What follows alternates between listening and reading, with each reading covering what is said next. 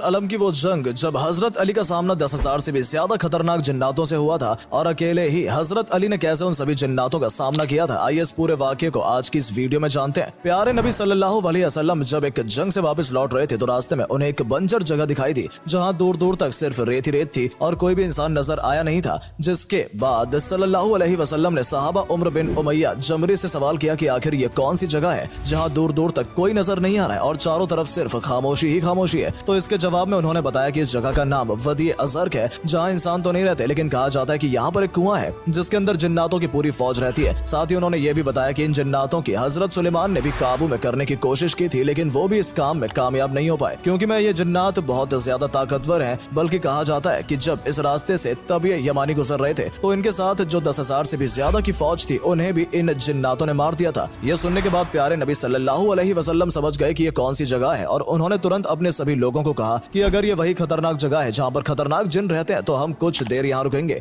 और इतना ही नहीं, नबी ने अपने एक सहाबा को कहा कि तुम 10 लोगों के साथ उस कुएं की तरफ जाओगे और वहाँ से पानी निकाल कर लाओगे। अब क्योंकि सल्लल्लाहु अलैहि वसल्लम का हुक्म था तो इसे कोई भी इनकार नहीं कर सकता था, इसलिए 10 लोग कुएं के पास पहुंचे और उन्होंने जैसे बाल्टी कुएं के अंदर डाली तो उस कुएं में से एक जिन बाहर निकला और उसने इतनी तेज से चिल्लाना और आवाज करना शुरू किया कि चारों तरफ आग लगनी शुरू हो गई और जमीन भी थरथराने लगी। ये देखने के बाद सभी सहाबा थोड़े सहमे थे और उनमें से एक सहाबा शहीद भी हो गए। इसके बाद जिब्राइल अलैहिस्सलाम नाजिल हुए और उन्होंने प्यारे नबी सल्लल्लाहु अलैहि वसल्लम से कहा कि उन जिन्नातों से मुकाबला कर पाना कोई आसान काम नहीं है, इसलिए आप अली इब्ने तालिब को उस कुएं के पास भेजिए क्योंकि वही है जो इन खतरनाक जिन्नातों का मुकाबला कर सकते हैं। ये सुनने के बाद प्यारे नबी सल्लल्लाहु अलैहि वसल्लम ने हजरत अली को उस कुएं के पास भेजा और साथ ही अल्लाह से दुआ मांगनी शुरू कर दी कि अल्लाह जैसे तुमने हर बार हजरत अली को हर मुसीबत के वक्त में कामयाबी दी है, इस बार भी उन्हें कामयाबी अता फरमाए। जब हजरत अली जैसे उस कुएं के पास पहुंचे तो फिर से वही जिन उस कुएं से बाहर निकला और तेज चिल्लाने लगा, जिसकी वजह से एक बार फिर चारों तरफ आग लगनी शुरू हो गई और जमीन थरथराने लगी। लेकिन हजरत अली ये सब देखकर बिल्कुल भी नहीं डरे और उन्होंने जिनसे कहा कि मैं अली इब्ने तालिब हूँ। यह सुनने के बाद जिन ने हजरत अली के ऊपर जोरदार हमला किया, लेकिन हजरत अली बहादुर थे ही। इसके अलावा उनकी बहादुरी को और भी ज्यादा जो चीज बढ़ाती थी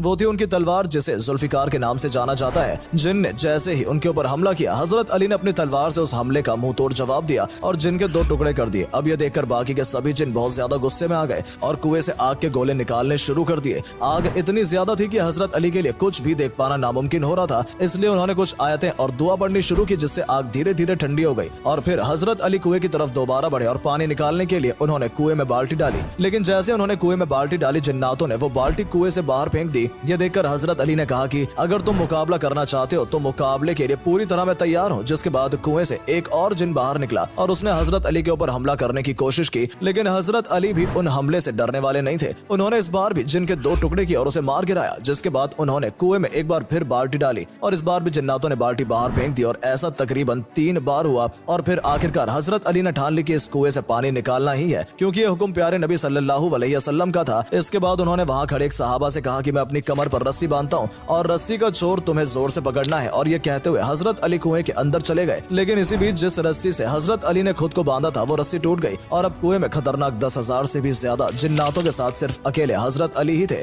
कुछ देर तक सहाबा ने वहां खड़े होकर हजरत अली का इंतजार किया और फिर उन्हें कुएं के अंदर से चीखने चिल्लाने की आवाजें सुनाई देने लगी। ये सुनकर वहां खड़े सभी लोग काफी परेशान हो गए और हजरत अली की फिक्र करने लगे क्योंकि सभी जानते थे कि कुएं के अंदर मौजूद जिन्नात बहुत खतरनाक है और ये किसी को भी नहीं बख्शते। लेकिन शायद इस बार जिन्नातों को ये नहीं पता था कि इस बार उनका मुकाबला हजरत अली से हो रहा है। और फिर कुछ ऐसा ही हुआ, चिल्लाने की आवाज कम होती गई और सिर्फ कुएं से एक आवाज गूंजने लगी कि या अली रहम करो और हमें बख्श दो। जिसके जवाब में हजरत अली कह रहे थे कि अगर तुम रहम चाहते हो तो कलमा पढ़ लो और इस्लाम कबूल कर लो। इसके बाद वहां मौजूद तकरीबन 10,000 से भी ज्यादा जिन्नातों का कत्ल अकेले हजरत अली ने कर दिया और जो बचे हुए जिन्नात थे उन्होंने इस्लाम कबूल कर लिया। इसके बाद कुएं में एक रस्सी डाली गई और उस रस्सी के जरिए हजरत अली ऊपर आए। दोस्तों, कुएं में मौजूद उन जिन्नातों में से एक जिन्नात जिसका नाम अर्गवान साहिब था, उसे उन सभी जिन्नातों का सरदार बना दिया गया और उसका नाम बदलकर जाफर कर दिया गया। और अल्लाह की शान देखिए, जो जिन्नात पहले ईमान से भटका हुआ था वही जिन्नात जब इमाम हुसैन करबला में लड़ाई लड़ रहे थे तो उनकी मदद के लिए वहां गया था। दरअसल जब हजरत अली ने जाफर जिन्नात को कलमा पढ़ाकर मुसलमान बनाया था और वहां मौजूद सभी जिन्नात का सरदार बना दिया था तो वो इस बात से काफी खुश हुआ था। लेकिन तभी उसे खबर मिली कि करबला के मैदान में हजरत अली के प्यारे बेटे इमाम हुसैन को दुश्मनों ने चारों तरफ से घेर लिया है। और जैसे उसे ये खबर सुनी